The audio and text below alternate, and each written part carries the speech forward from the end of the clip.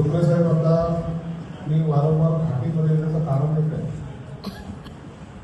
की सर्वसामान्य माणसाला जो महागडा इलाज वाटतो तो घाटीमध्ये झाला पाहिजे, तोही चांगल्या पद्धतीने झाला पाहिजे असं मला लागलं. मी घाटीला इतका काही निधी दिलेला मला वाटतं गेल्या 10 वर्षापूर्वी दिला नाही, मला माहिती नाही, परंतु त्याच्यापेक्षा मी जास्त निधी देण्याचा प्रयत्न करतो. तर यासाठी करतो की सर्वसामान्य माणूस जेव्हा घाटीमध्ये येईल त्या टायमाला त्याला प्रायव्हेट हॉस्पिटलपेक्षाही चांगल्या सुविधा इथे मिळतात, त्याचा कॉन्फिडन्स वाढतो. मी आल्या पेशंट माझ्याकडे जाऊन साहेब आम्हाला या हॉस्पिटलमध्ये बेड मिळत नाही, ते मिळत नाही, त्यांना सांगतो सरळ घाटीला जायचं. इथं तुला काय कमी पडते ते मला सांग आणि मला फोन कर. मी रात्री बेरात्री सुद्धा सुप्रवीणांकडे सहकार्य फोन करत असतो की यासाठी की त्या सर्वसामान्यांना चांगल्या सुविधा भेटतात. हा जे मशीन आता आता काही दिवसात ते डायलिसिसवर असणारं ते मशीन येणार आहे. सिटी स्कॅनची मशीन मी तुम्हाला मार्चच्या नंतर देईल, त्याची चिंता करू नका. सिटी स्कॅन मशीन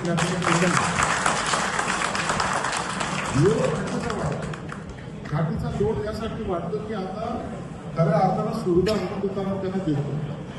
मी आता बसल्यानंतर काय पाहिलं तर मी ताबडतोब सुप्रियाला सांगितलं की या ठिकाणी असं कशाला पाहिजे. आपण मनाचे मोठे असलं तरी लोकांना हे आजकाल दिसलं सुद्धा फार महत्व होतं. या सिलिंग बिलिंग करा, चांगलं करा, चांगला एसी हॉल झाला पाहिजे पूर्ण. काय फरक पडत नाही. आपण सोलर सिस्टम कशाला आलो, बिल तर माफ बोललं झिरो होती गावाला लागलं नाही. एवढे एक्स्ट्रा मशीन सोलर मशीन सगळे आहेत. या ठिकाणी काम करणारा कर्मचारी असतो का डॉक्टर असतो, त्याला काम करताना एक वेगळा आनंद त्याला वाटला की मी त्याला झालं नाही. मी कोणत्या तरी मोठ्या हॉस्पिटलमध्ये काम करतो हे फील आलं नाही.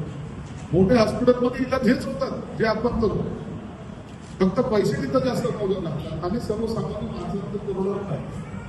उद्या प्रत्येकाच्या तोंडात हे असलं पाहिजे की माझा इलाज मला घाटीलाच करायचा.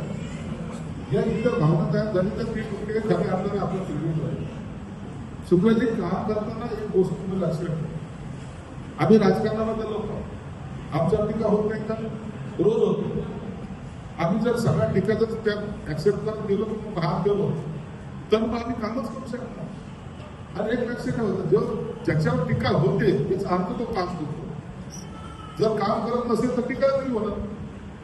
मग एवढा खर्च कसा केला, इतकं पैसे कसे लावले, मग ह्याच्यात भ्रष्टाचार झाला, मग असं झालं, या सगळ्या फालतू गोष्टी असतात, त्याच्याकडे लक्ष द्यायचं नाही. माझा येणारा पेशंट हा आनंदी गेला का, हा तुमचं टार्गेट असतो. पेशंट आला हसत गेला, हसत मुखाने गेला, तो ते आपलं काम.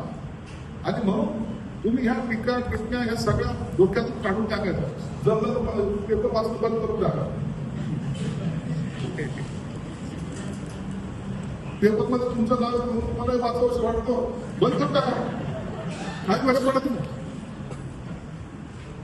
टेन्शन मुक्त काम केलं पाहिजे. डॉक्टरांचं काम एवढं शार्प असतं, हे छोटीशी मिस्टेक हे पेशंटच्या आयुष्याची कळलं जाते. एखाद्या न्यूरोसर्जनला जर एखादं ऑपरेशन करायला सांगितलं, एक नसेल जर काही मोठं झालं तर काय घडू शकतो का? तो आयुष्यातून उडू शकतो, पेशंट आयुष्यातून उडू शकतो. म्हणून तेवढं लक्ष देऊन जे आपल्याला काम करायचं जॉब आपल्याकडे आहे. कोणतंही का असं एक्सरे का असं तर कोणतंही काम असेल, न्यूरोसर्जन म्हणणं काय, कोणत्याही ऑपरेशनमध्ये किंवा ह्याच्यामध्ये माझा डॉक्टर हा तेवढाच तणावमुक्त असतो. आणि ते करण्यासाठी आपण या सगळ्या सुविधा आज घाटीकडे येताना जे आपण पाहतो, घाटी आपल्याला बदललेलं चित्र आपल्याला लक्षात येतं. माझ्या सहकार्याने मी सांगितलं, अरे एक दिवस असा होता की घाटीच्या पॅसेजमध्ये मी झोपायचो, आज त्या ठिकाणी माझं सहकार होतं.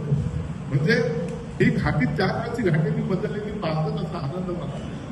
म्हणून पैशाची चिंता करू नका. तुम्हाला दरवेळेला मालाला लागणार नाही, तुम्हाला पहिल्यांदा मी देईन. आणि तुम्हाला सुद्धा शॉक झाला पाहिजे की हे आपल्याला पासपत्र मागितलं नव्हतं. जसं पॅरेचं सगळी ते मशीन आहे, की तुमच्या स्वप्नात नाही नव्हतं की पॅरेचं मशीन आहे, रोबोट आहे, ते आपल्याकडे येणार आहे. जे नव्हतं डोक्यात सुद्धा मी आणायचा प्रयत्न करतो.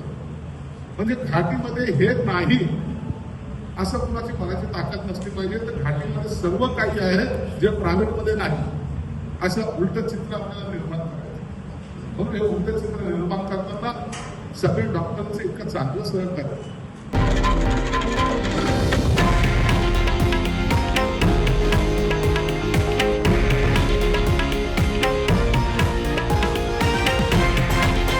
हे आहे देशातील नंबर 1 न्यूज नेटवर्क आणि आपण पाहत आहात TV9 मराठी, एकमेव.